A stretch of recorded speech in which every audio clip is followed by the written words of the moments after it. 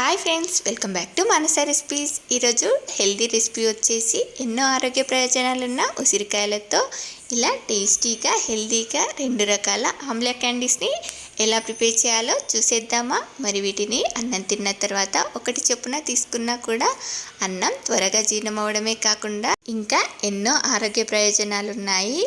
మనకు వీటిని తీసుకోవడం వల్ల జుట్టు కూడా ఎక్కువగా ఊడకుండా ఉంటుంది. అలాగే ఇవి జర్నీలలో కూడా చాలా బాగా యూజ్ అవుతాయి. ఇప్పుడు వీటిని చేసుకోవడానికి ఇలా ఒక గిన్నెలోకి వాటర్ని యాడ్ చేసుకొని వాటర్ మరుగుతున్నప్పుడు ఇలా ఒక జాలి గిన్నెలోకి నేను ఇక్కడ ఒక 300 గ్రామ్స్ ఉసిరికాయలని మూత పెట్టి ఉడికించుకున్నాను. ఇవి ఉడికిన తర్వాత మనకు ఇలా పగుళ్ళలా వస్తాయి. ఇప్పుడు స్టవ్ ఆపేసి ఈ ఉసిరికాయలని కొంచెం చల్లారిన తర్వాత ఒక్కొక్కటిగా తీసుకుంటూ ఈ ఉసిరికాయలని ఇలా ఒలుచుకోవాలి. మనకు ఈజీగా ఇలా చూడండి ఎలా వచ్చేస్తున్నాయో. మనకు నైఫ్ అవసరం లేకుండానే ఇలా చేతితో ఈజీగా ఒలుచుకోవచ్చు. ఇలా గింజలన్నింటిని కూడా సపరేట్ చేసుకొని నేను ఇక్కడ వీటిని ఇలా ఒక గిన్నెతో కొలుచుకొని తీసుకుంటున్నాను. 2 కప్పుల ఉసిరి ముక్కలకి 1 కప్పు షుగర్, 1 నిమ్మకాయ రసాన్ని వేసుకుంటున్నాను. వీటిని ఇలా ఒక గాజు పాత్రలోనే వేసుకోండి. స్టీల్ గిన్నెలో అలా వేసుకుంటే మనకి ఇవి పులుపు ఒగరు ఉంటాయి కాబట్టి పాత్రలు పాడైపోతాయి. చూడండి, వీటిలో ఇంకొక 1/2 టీ స్పూన్ సాల్ట్ యాడ్ చేసుకొని బాగా మిక్స్ చేసి మూత పెట్టి వీటిని ఒక 2 డేస్ పాటు పక్కన పెట్టండి. ఇలా క్లాత్ కానీ ఒక పల్చటి గుడ్డని కానీ కట్టి ఇలా ఒక 2 డేస్ పక్కన పెట్టండి. ఇప్పుడు వీటిని 6 to 8 అవర్స్ తర్వాత ఒకసారి బాగా కలుపుకోవాలి. చూడండి, ఇలా దీనిలో వేసిన షుగర్ మొత్తం కరిగి పాకంలా తయారైపోయింది. దీనిపై మళ్ళీ మూత పెట్టి 2 డేస్ తర్వాత చూపిస్తున్నాను. చూడండి, ఇలా మనకు 2 డేస్ తర్వాత పులుపు తీపి ఈ ఉసిరి ముక్కలకు బాగా పట్టుకొని ఇవి చాలా బాగుంటాయి. ఇప్పుడు దీనిలో నుండి ఈ వాటర్ మొత్తం ఇలా జాలి గిన్నెలో వేసుకొని డ్రైన్ చేసేసుకోవాలి. ఇలా ఒక 10 మినిట్స్ పాటు ఇలా జాలి గిన్నెలో ఉంచుకొని తీసేసుకోవాలి.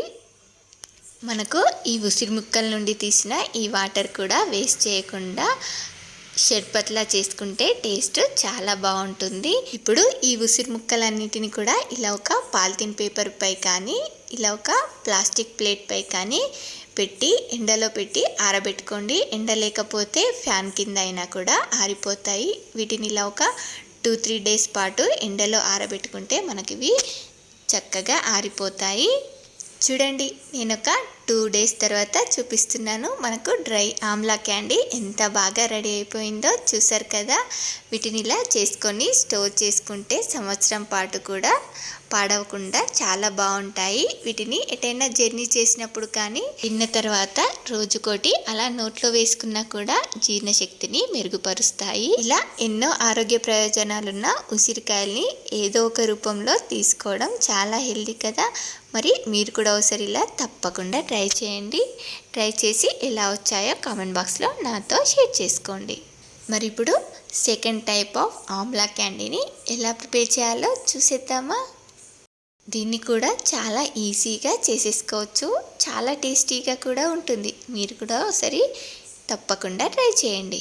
మరి ఈ హెల్దీ రెసిపీని చేసుకోవడానికి ముందుగా ఇలా ఒక గిన్నెలోకి వాటర్ని యాడ్ చేసుకొని ఈ వాటర్ మరుగుతున్నప్పుడు దీనిపైన ఇలా ఒక జాలి గిన్నెలో ఉసిరికాయలు పెట్టి మూత పెట్టి ఉడికించుకోవాలి. ఈ ఉసిరికాయలు జస్ట్ ఒక 10 మినిట్స్ ఉడికించుకున్నామంటే చూడండి మనకు ఇవి ఇలా పగుళ్ళలా వస్తాయి. ఇప్పుడు స్టవ్ ఆపేసి ఇప్పుడు వీటిని ఇలా గింజ నుండి సపరేట్ చేసుకోవాలి.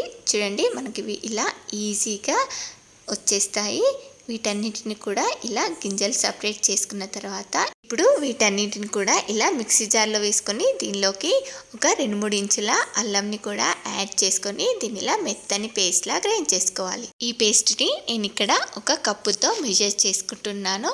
చూడండి, నాకు ఇక్కడ ఇది 1.5 కప్పు వరకు వచ్చింది.